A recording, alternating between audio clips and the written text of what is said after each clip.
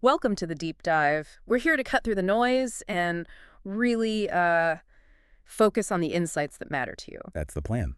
And today we are diving deep into XRP. Now, if you've been looking at the charts lately, you've probably noticed, well, it feels like XRP is kind of stuck, doesn't it? Yeah, almost frozen in time since about July 24th. Very little movement, just this calm surface. Exactly, the stillness. But, and this is the really interesting part, beneath that quiet, the technical analysis seems to be pointing, well, pretty clearly in one direction. It really is. You know, it's easy to miss when things look flat, but those underlying chart patterns, they're often telling a very detailed story. Mm-hmm. And our mission today, really, is to explore those Yeah. hidden patterns, the expert projections. We'll take the detailed chart analysis from your source material and, try to distill the core insights, help you understand the why behind what the market might do next with XRP. Yeah, think of this as a shortcut. You get to understand what the seasoned analysts are seeing, even if you're not deep into technical analysis yourself. Yeah. By the end of this, you should have a much clearer picture of where the price pressure is actually coming from, what specific levels you really need to keep an eye on, and the different scenarios that could play out. Getting to the heart of it. Exactly. It's not just numbers. It's about the pulse of the market. Yeah. Okay, let's unpack this then. The source material highlights that the last bounce, or rally, in XRP was what's called a three-wave move up. What does that tell us, really, about its strength?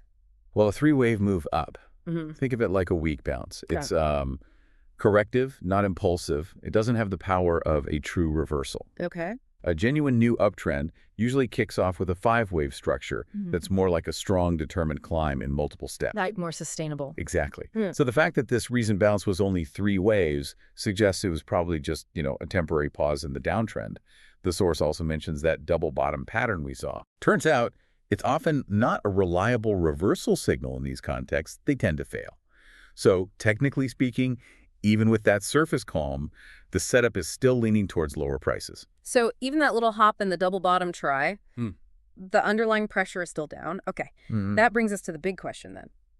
If the pressure is still down, where exactly does the expert in the source material think XRP might be heading?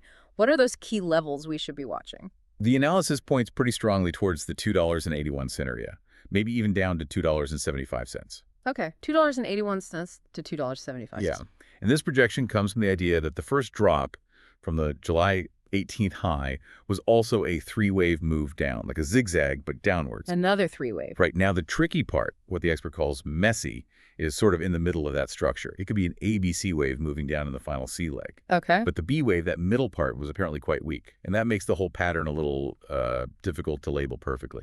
Messy. I like that description. Charts having a bad hair day. But what does messy actually mean for us trying to understand the path forward? Well, when the charts get messy like this, the key insight isn't about pinpointing every tiny wiggle.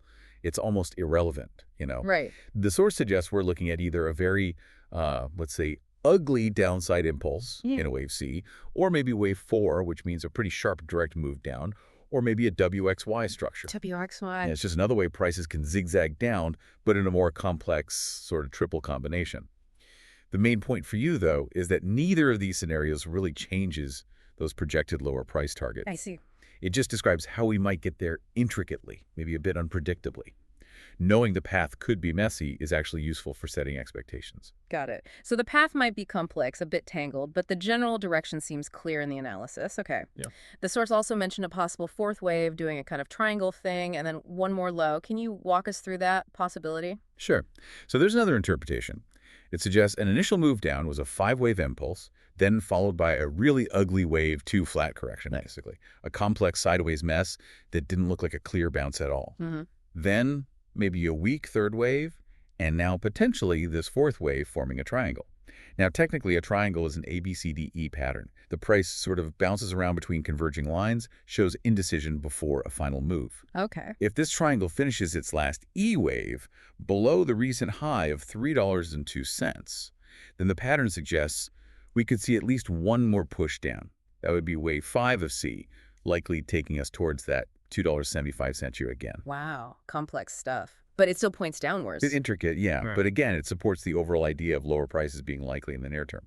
So those levels, $2.81, $2.75, really are critical. But the source also makes an interesting point that predicting the absolute bottom, the very last low, isn't really the main goal. What's the bigger takeaway there for our thinking? That's a really important point for anyone looking at this kind of analysis. The goal isn't fortune telling. You know, it's not about nailing the exact bottom tick. Right. It's about understanding the prevailing trend and the most probable immediate direction. The crucial insight here is that the pressure, technically, still seems to be downwards for XRP in the short term. Okay. Now, if you're looking for a sign that a low might be in, or a reversal is starting, you'd need to see a decisive break above $3.17 or $3.18. That's the key upside level then. $3.17, $3.18. Exactly. And conversely, if the price breaks below $2.90, that's kind of the warning signal. That opens the door much wider for a test of those lower targets we mentioned, the $2.81 or $2.75 zone. Okay, so $2.80 is the trigger downwards. $3.18 is the potential reversal signal upwards.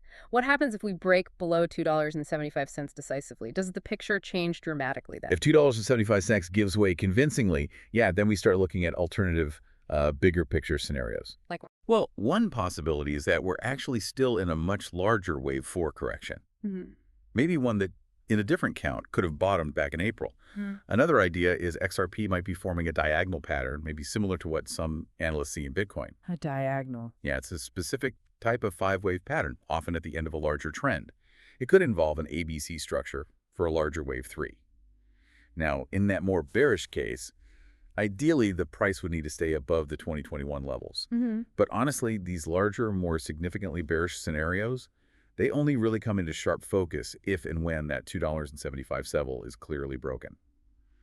For right now, the immediate outlook remains biased lower. Okay, so let's bring this all together for you. The main conclusion from our deep dive into this source material seems pretty clear. Based purely on this technical analysis, the short-term pressure on XRP looks like it's still mainly downwards. You'll definitely want to keep a close watch on that $2.81 down to $2.75 range. That's the target zone for lower prices, according to this analysis. That's the key zone. And remember that $3.17 to $3.18 level is your signal for a potential bottom forming or maybe even a reversal starting. But the trigger, the alarm bell for those lower targets, is really a break below $2.90. Right. And understanding these patterns, even when they're called messy, and figuring out the why behind the projections, it's not just about the numbers, is it? It's more about getting a feel for the prevailing trend, preparing for what could happen next, even if the exact path isn't perfectly straight. Absolutely. And here's something to maybe chew on after this. The source describes these technical patterns as messy, complex. And the analyst themselves admits predicting the absolute bottom isn't the point. Yeah. So given that level of detailed but still, uncertain analysis, what does that tell you about trying to anticipate market shifts? And how might that influence your own critical thinking when you see complex predictions like these? Maybe think about how these intricate patterns could hint at the market psychology, even when the exact next step feels like a puzzle.